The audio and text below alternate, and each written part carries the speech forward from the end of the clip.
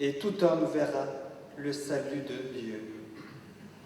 Acclamons la parole de Dieu. Louange à toi, Seigneur Jésus.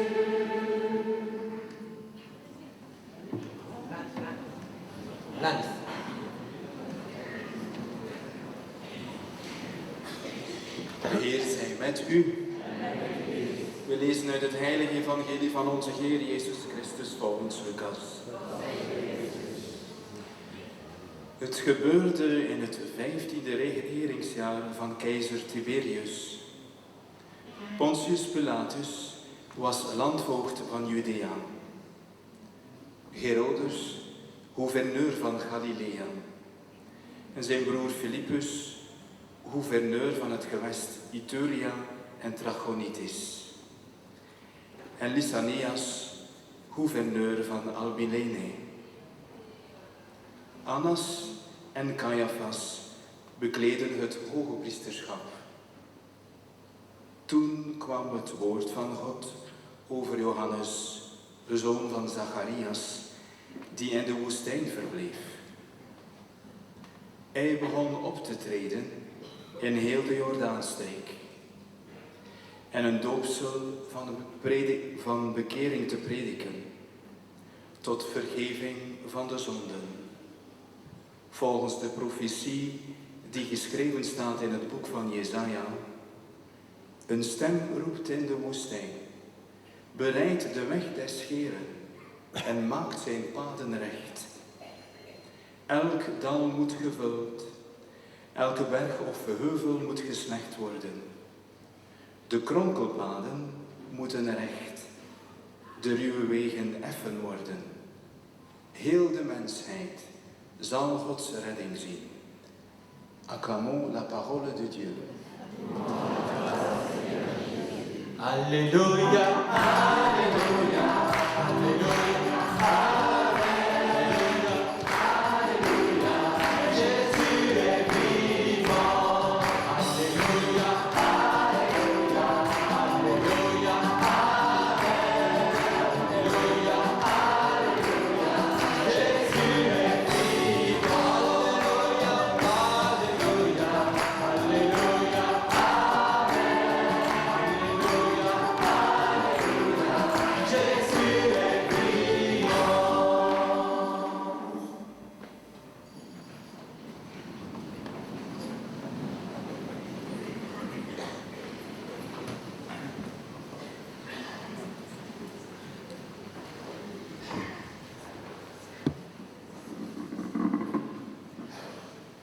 Quand j'étais enfant, on lisait cet évangile le 3e ou le 4e dimanche de l'Avent, je ne sais plus si c'était en ancienne liturgie, d'avant le Concile Vatican II.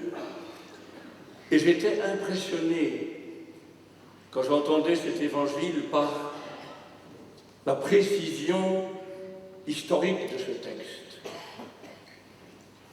L'an 15 du règne de l'empereur Tibère. Toutes les autorités politiques sont mentionnées. Ponce Pilate étant gouverneur de la Judée, Hérode, prince de Galilée, Philippe, prince du pays d'Iturée et de Traconitide. Ces mots m'impressionnaient, parce que ce n'étaient pas les mots du langage habituel. Lysanias, prince d'Abilène. On cite aussi les autorités religieuses, les grands prêtres étant Anne et Caïphe. Et après ce préambule historique, la parole de Dieu, l'éternelle parole de Dieu, fut adressée dans le désert à Jean, fils de Zacharie. Le ciel lui tombe sur la tête. L'éternité entre dans le temps de l'histoire. Ce qui s'est passé avec Jésus de Nazareth n'est pas un rêve, n'est pas une illusion, n'est pas un conte de fées, c'est une réalité historique. Het is geen louter symbolische taal, geen illusie, geen droom, geen menselijk verzinsel, maar een historische werkelijkheid met alle wenselijke nauwkeurigheid. Et c'est la réalisation des prophéties d'Isaïe et de Baruch que nous avons entendues dans l'Évangile et dans la première lecture. Elles annoncent que les collines, les hautes montagnes, les collines éternelles seront abaissées et que les vallées seront comblées, de quoi faire rêver tous les entrepreneurs de terrassement.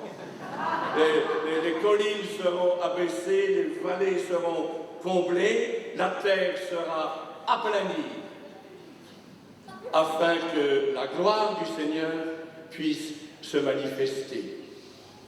Et c'est ce qui se manifeste quand Jean-Baptiste surgit, saisi par l'éternelle parole de Dieu, il surgit pour égaliser le terrain, pour rendre le chemin aisé à parcourir.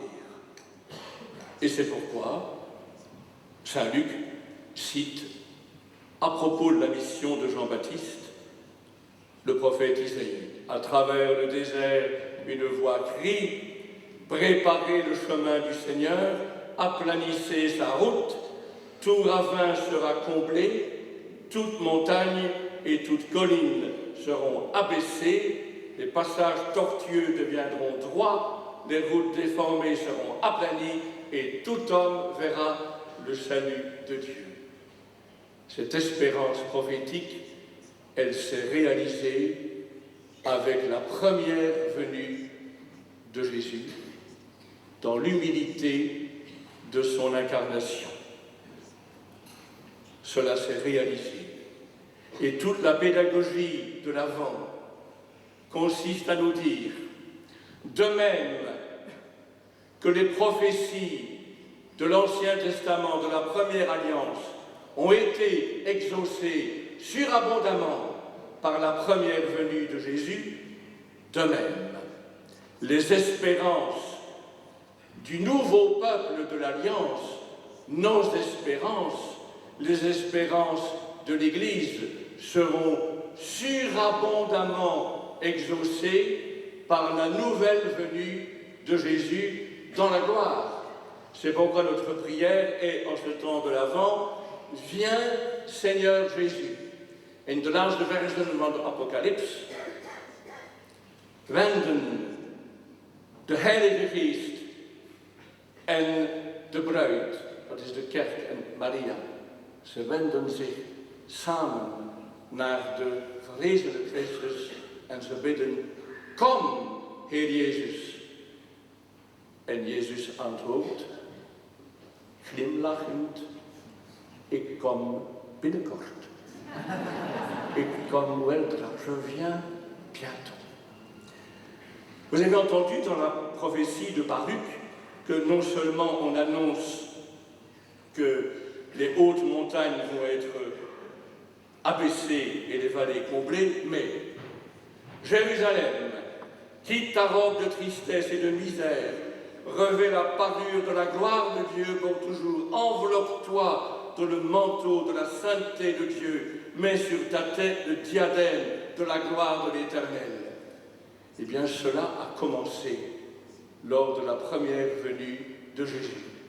Parce que Jésus est passé, comme disent les Actes des Apôtres, il est passé en faisant le bien, en annonçant que le royaume de Dieu est tout proche, en se présentant comme le bien-aimé, le Fils bien-aimé de Dieu, son Père, son Abba, son Papa bien-aimé.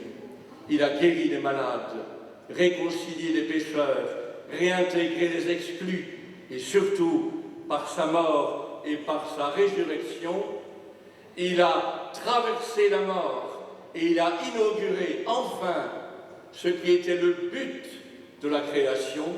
Il a inauguré un monde nouveau où la vie ne conduit pas vers la mort, mais où la vie naît de la vie et conduit à la vie.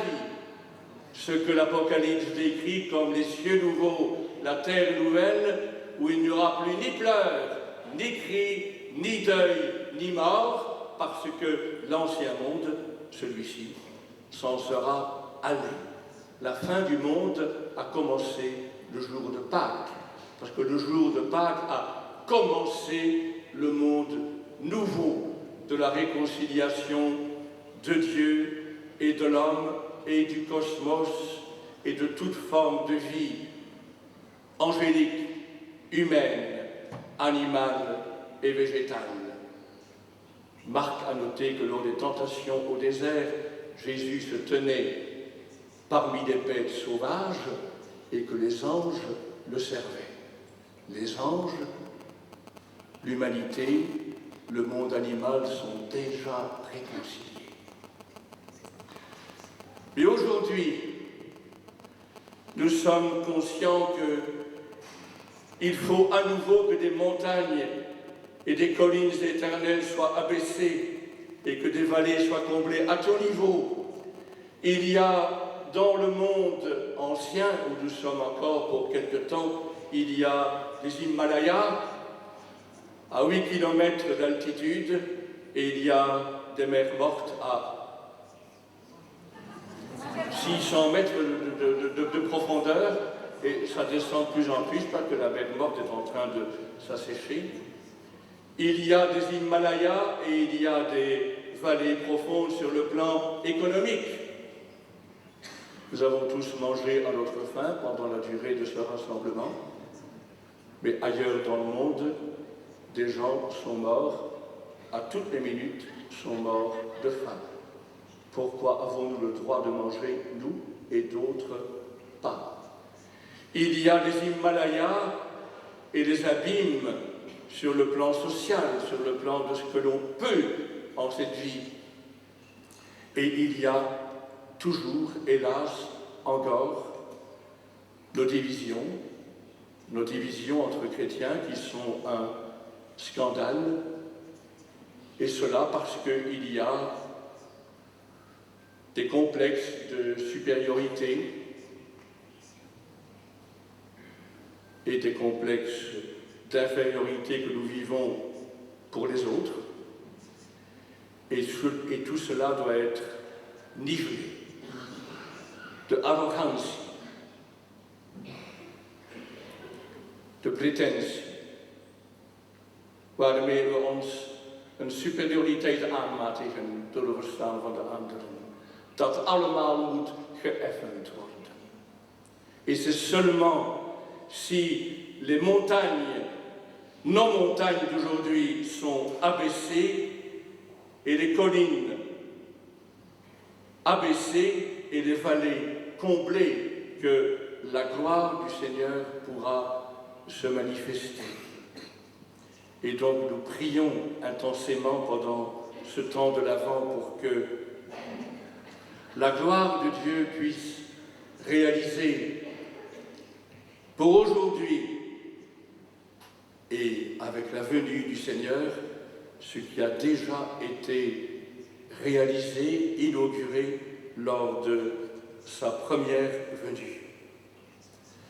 Et c'est ce que Paul nous demandait de faire dans la lettre aux Philippiens. Paul félicite les Philippiens pour ce que le Seigneur a déjà réalisé chez eux. Puisque Dieu a si bien commencé chez vous son travail, je suis persuadé qu'il le continuera jusqu'à son achèvement au jour où viendra le Christ Jésus. Et plus loin, je demande dans ma prière que votre amour vous fasse progresser de plus en plus.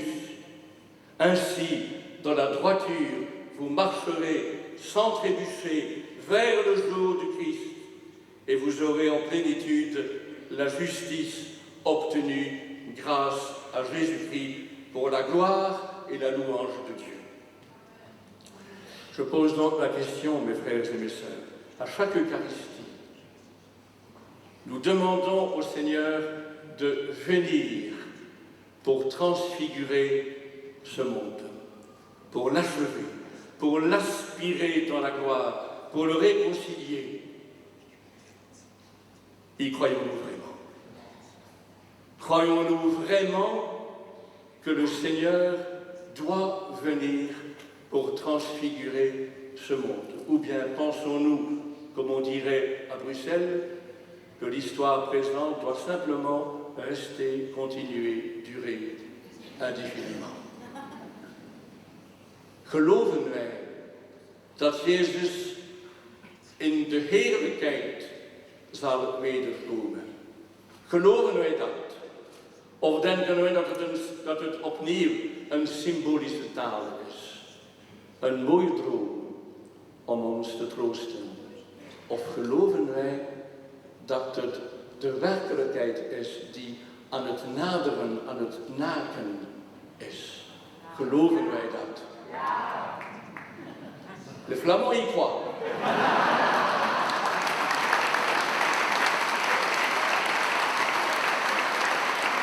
Mais si je pose la même question aux germanophones et aux francophones et aux anglophones, croyons-nous que le Seigneur vient dans la gloire pour transfigurer ce monde? Et croyons-nous? Et il nous demande de préparer le chemin. Nous sommes des petits Jean-Baptiste qui préparent la nouvelle venue de Jésus dans la gloire. Et il a besoin que nous rabotions ce qui doit être raboté, que nous comblions ce qui doit être comblé. Et un rassemblement comme celui que nous avons vécu est là pour nous donner, si j'ose dire, du cœur au ventre, pour que nous osions faire des pas vers l'unité et que nous préparions ce que le Seigneur seul pourra accomplir par sa venue.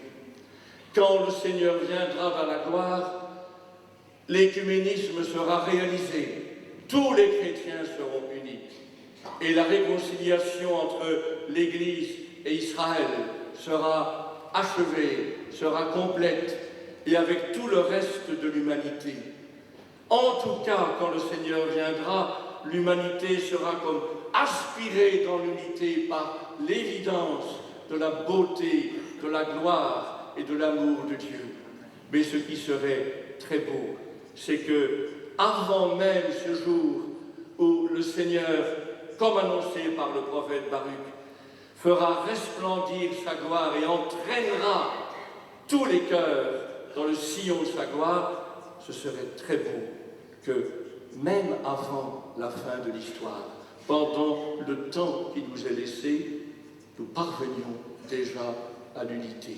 Et j'ai été très touché par ce qu'a dit Vassoula hier, un déclencheur de cette unité spécialement entre l'Orient et l'Occident sera que nous abaissions les collines et comblions les ravins pour avoir une date commune pour célébrer Pâques, c'est-à-dire le début du monde nouveau.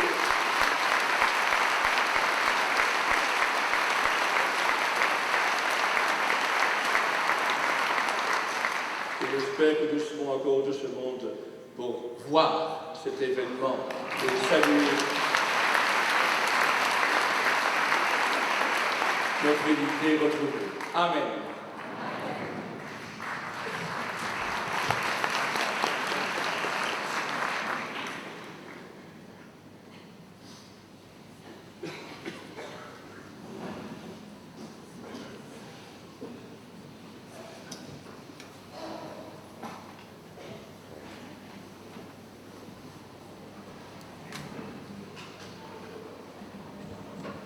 Nous avons écouté la parole de Dieu dans l'Écriture et nous allons donner notre réponse par la profession de foi.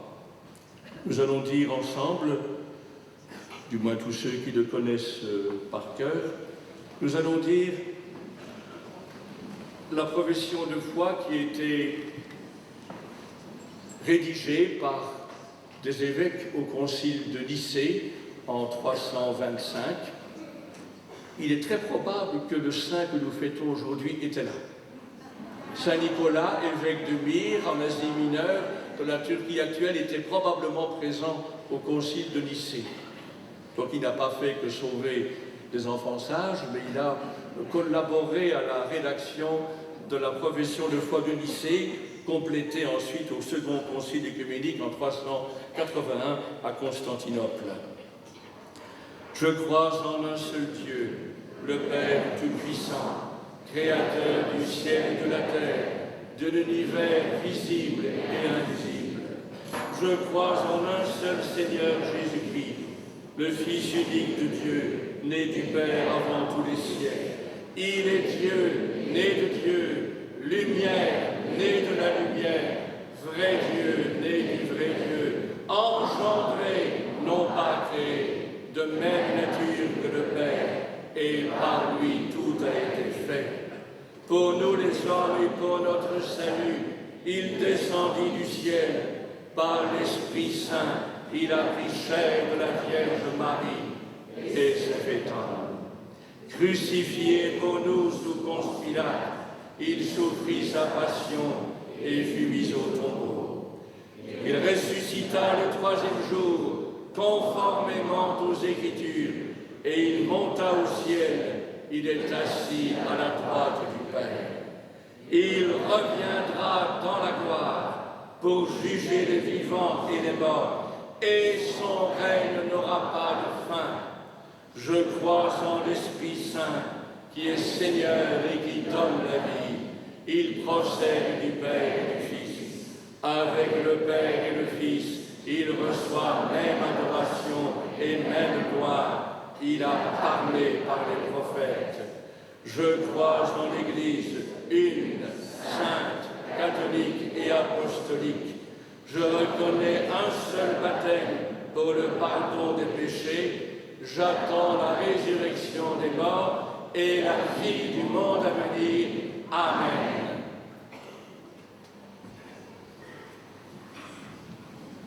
D'un cœur habité par l'espérance, ce texte du Prévost, c'est une merveille. C'est une merveille. J'entends dire parfois que c'est un texte compliqué, mais c'est une belle occasion de l'expliquer. Mais c'est un texte qui, à part une petite virgule ici ou là, est commun à toutes les confessions chrétiennes et qui est d'une richesse extraordinaire. Et portés par la foi de ce texte, nous tournons maintenant vers Dieu notre Père et nous intercédons auprès de lui en lui confiant nos intentions de prière pour l'Église, pour le monde et pour toute cette assemblée.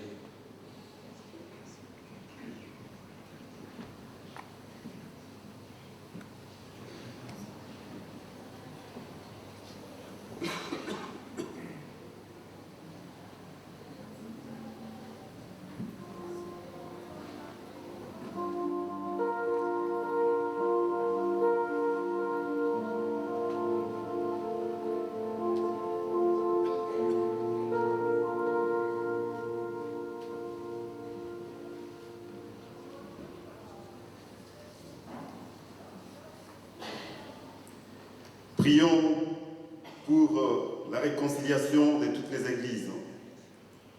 Que Dieu nous apporte l'amour, sa joie, afin que toutes les églises soient de nouveau réunies. Prions le Seigneur. Entends nos prières, Seigneur.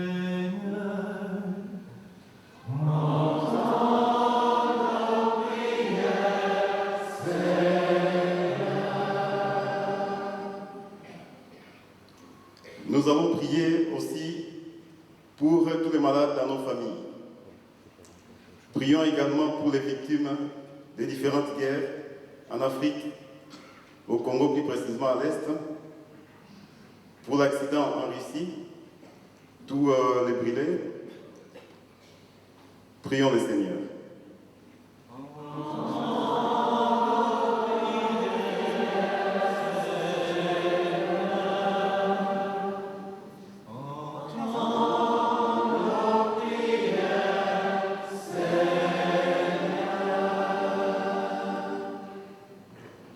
Nous allons prier aussi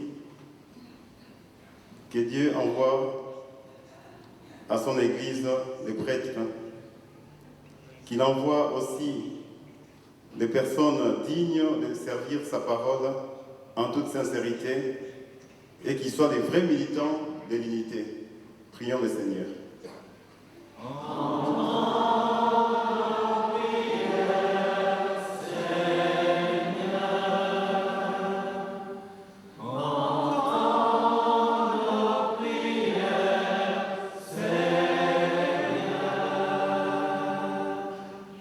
Seigneur, nous te prions pour l'unité et la réconciliation de tous les peuples. Et spécialement, nous te demandons pardon pour l'implication de la Belgique et de plein d'autres pays européens dans toutes les souffrances que l'Afrique peut vivre en ce moment, Seigneur. Et nous te demandons que la repentance puisse naître dans les cœurs et que cette réconciliation puisse faire naître la paix dans cette région, afin que tous les conflits armés en Afrique puissent s'arrêter, que toutes les blessures puissent être pansées. Prions le Seigneur.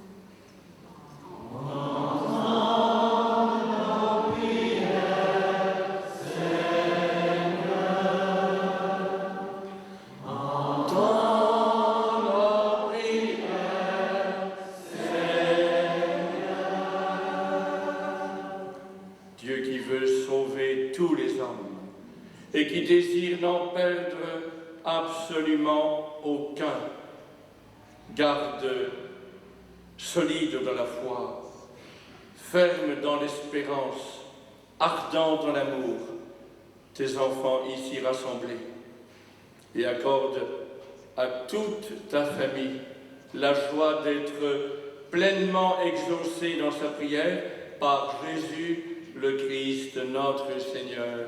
Amen.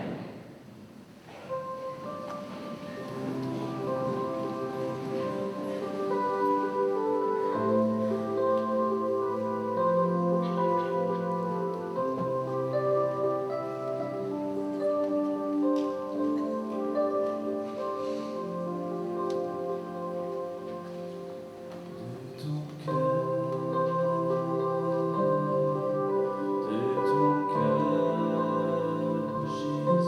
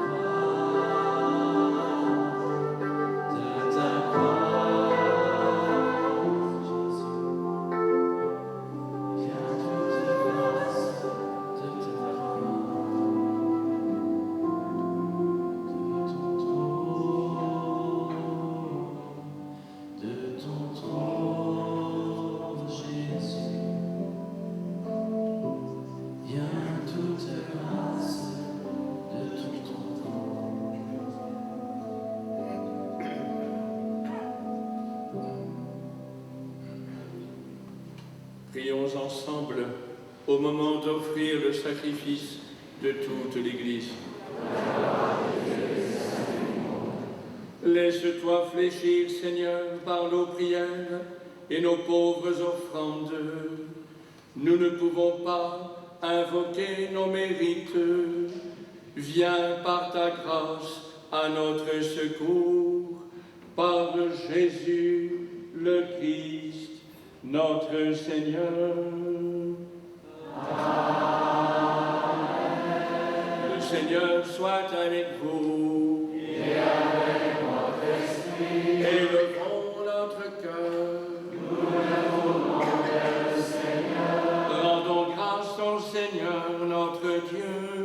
Cela est juste et bon.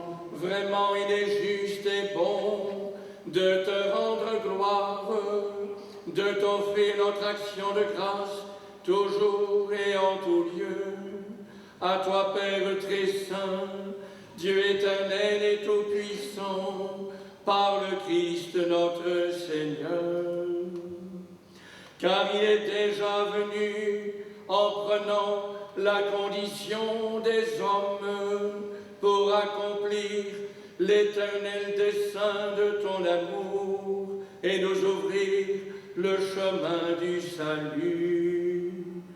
Il viendra de nouveau, revêtu de sa gloire, afin que nous possédions dans la pleine lumière les biens que tu nous as promis et que nous attendons en veillant dans la foi.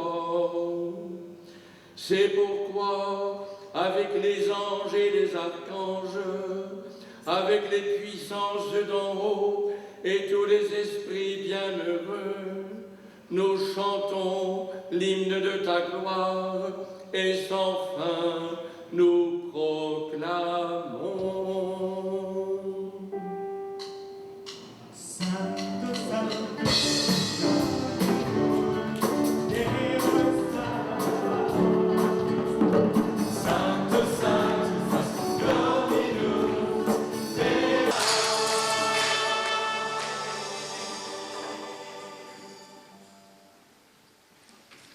Tu es vraiment saint, Dieu de l'univers, et toute la création proclame ta louange, car c'est toi qui donnes la vie, c'est toi qui sanctifies toutes choses par ton Fils, Jésus-Christ notre Seigneur, avec la puissance de l'Esprit Saint. Et tu ne cesses de rassembler ton peuple afin qu'il te présente partout dans le monde une offrande pure. C'est pourquoi nous voici rassemblés devant toi et dans la communion de toute l'Église, en ce premier jour de la semaine, le dimanche, nous célébrons le jour où le Christ est ressuscité d'entre les morts. Par lui, que tu as élevé à ta droite, Dieu Tout-Puissant, nous te supplions de consacrer toi-même les offrandes que nous apportons. Sanctifie-les par ton esprit pour qu'elles deviennent le corps et le sang de ton Fils, Jésus-Christ notre Seigneur, qui nous a dit de célébrer ce mystère. La nuit même où il fut livré, il prit le pain. En te rendant grâce, il le bénit, il le rompit et le donna à ses disciples en disant : « Prenez et mangez-en tous, ceci est mon corps livré pour vous. »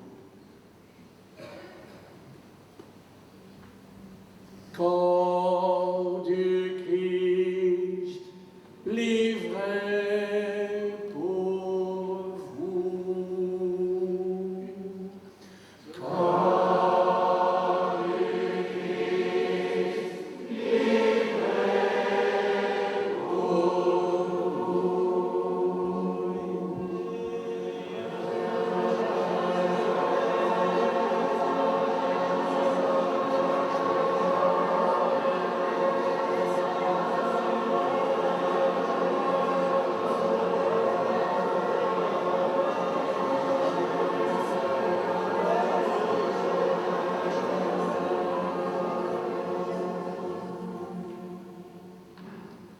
De même, à la fin du repas, il prit la coupe.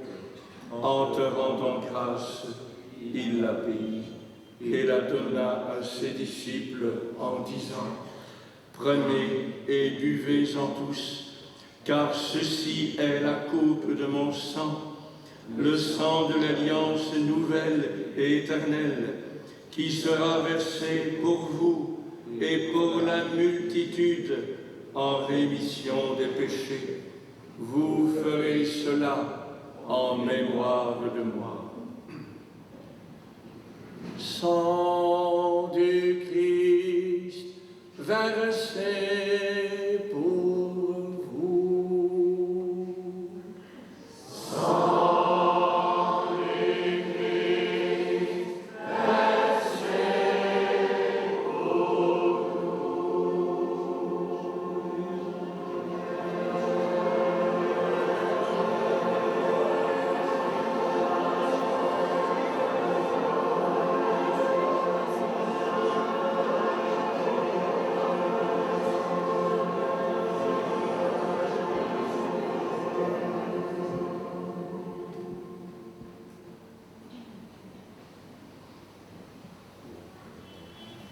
Proclamons le mystère de la foi.